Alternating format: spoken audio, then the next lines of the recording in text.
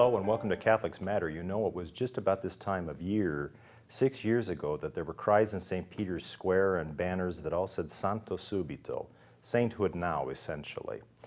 But John Paul II, he will soon be Blessed John Paul II.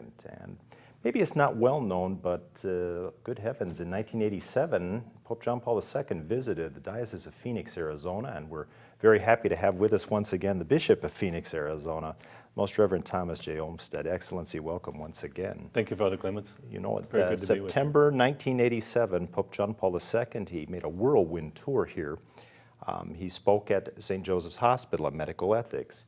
He visited with Native Americans, and of course he celebrated the Mass of the Triumph of the Cross at ASU's stadium.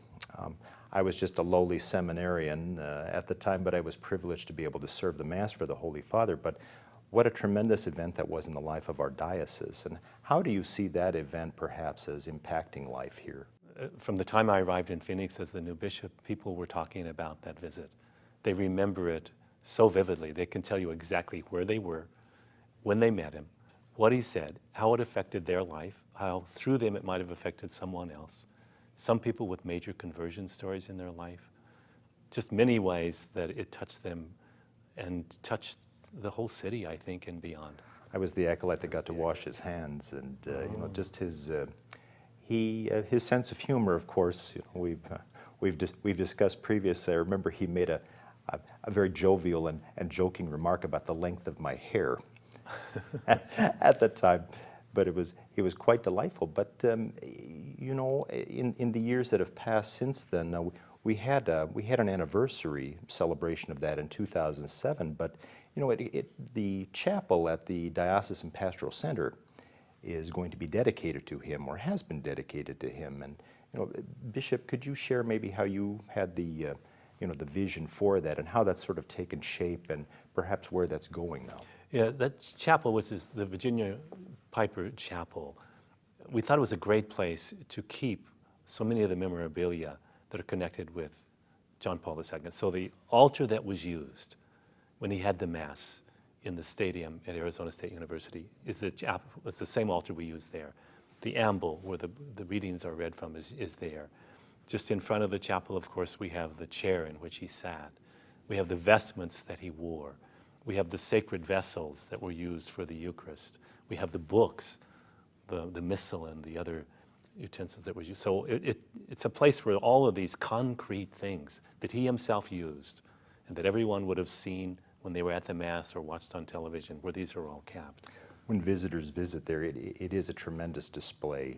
You know, it's almost like a lovely museum, and in fact, I think we even make use of the sacred vessels, the ciboria and the chalice, on occasion for festive events here in the life of our diocese. We do. It seems like a good idea for us not to use them regularly because they're so precious and we don't want to lose them, but to use them to show our close communion with the successor of St. Peter. So we do use them on special occasions. In fact, on May 1st, on the very day he will be beatified. Day of beatification. Yes, I will actually be in Lourdes at the time on a pilgrimage, but Bishop Navarez will have 2 Masses at the cathedral, one in English and one in Spanish, and he will use those vessels at that Mass. Oh, beautiful, beautiful.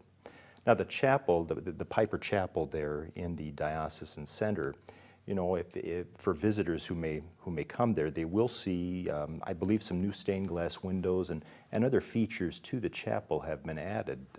Can you share a little bit about those? Yes, we felt since we have already the altar there and the amble and these other very precious things, that it would be good if the windows of the chapel also would be connected with the way God was working in the church through Pope John Paul II, soon to be blessed. And so the windows in the church will depict men and women who were canonized or beatified by John Paul II. So every one of them in there will be beatified by him or canonized by him. So of course, Maximilian Kolbe, Brother Andre, now Saint Andre, Mother Catherine Drexel, the one canonized saint who actually lived and worked here in the state of Arizona. She's the latest window to be there. And we have other windows that we know which will go in them, but we don't have yet donations yet to pay for those windows. One window that it particularly interests me that I hope we will be able to do will be a window in which John Paul II will be sitting at a desk writing, because he was such a great writer. Prolific writer. Yes, and maybe behind him will be like the names of each of those encyclicals or the theology of the body, things that he will be remembered for centuries. Yes, as I recall too, there are some windows to the visionaries at Fatima. There are, yes. Oh, He had a Francisco great Jacinta. love, of course, for the Blessed Virgin Mary, Yes. and a great interest, of course, in Fatima for that reason. So he beatified the two who had already died. And then you may remember this during the Jubilee year, the year 2000, which he celebrated with so much solemnity in Rome. He asked that there be some connection made with Our Lady of Fatima, and even with Sister Lucia, who was still living at the time. So they had a live feed from her praying the rosary over in Fatima with us who were praying in Rome, and I had the privilege of being in Rome at that time. Of course, you worked very closely with the Holy Father all those years in Rome, and you also got to see firsthand. You had mentioned what a tremendous listener he was, and how he really exemplified true collaboration, particularly with the bishops, his brother bishops around the world. His apostolic exhortation, Ecclesia in America. Yes. You've pretty much adopted that as something of a vision for your own pastoral plan here. What would be some of those that you really stood out for you and could really be very helpful, I think, to pastoral life and to the life of the church here in our diocese? Yeah, the Ecclesia in America, the Church in America, was a pastoral letter that he gave for all of us in North, Central, and South America to help us get a sense of what Christ was asking us to do and would bring about with our cooperation here in the 21st century. The title of it in itself says a great deal about John Paul II and about who we're called to be. It's the encounter with the living Jesus Christ, the path to conversion, communion, and solidarity. Conversion, communion, solidarity. Yeah, because whenever we encounter Christ, he moves us. We don't stay where we are. We're moved toward him, and to be moved toward him, we must first enter conversion. That is, be rid of, be freed from whatever is sinful, whatever is fearful, whatever is doubtful, those things that need to be taken away with the grace of God, which is conversion.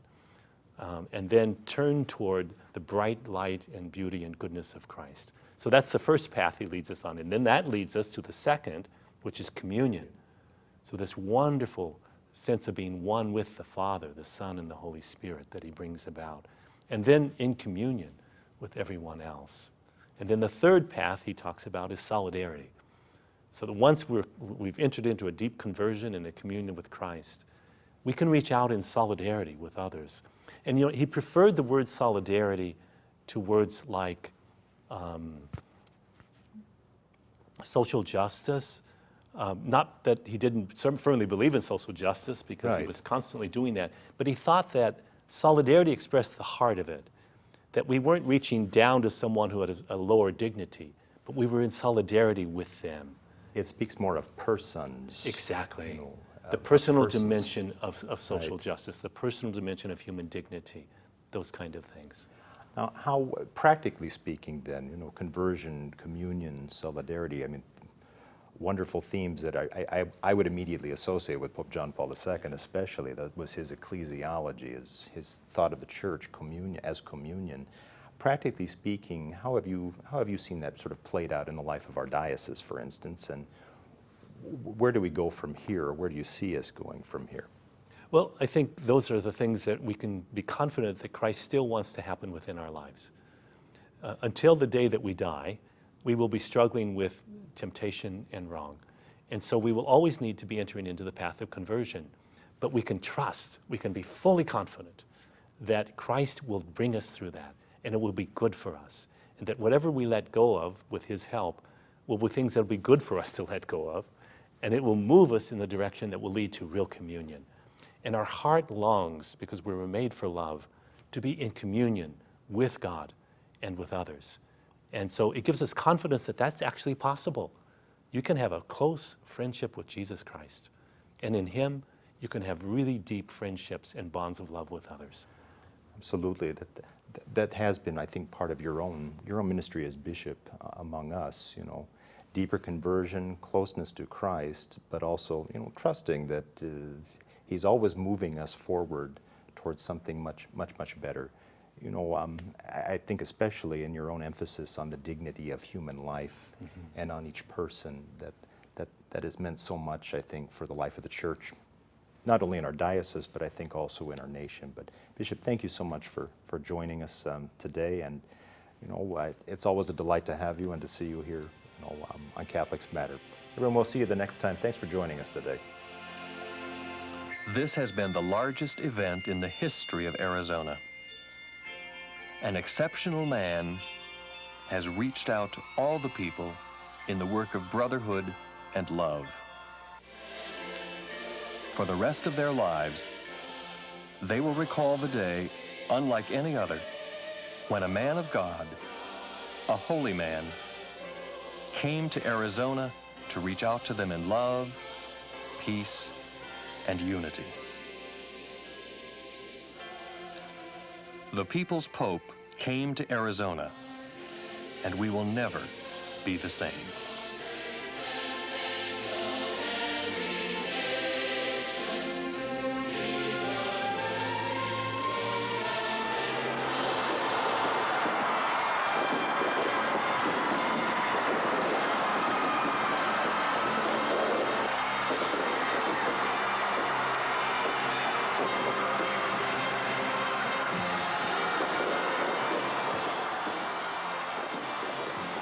God bless Arizona. God bless you all.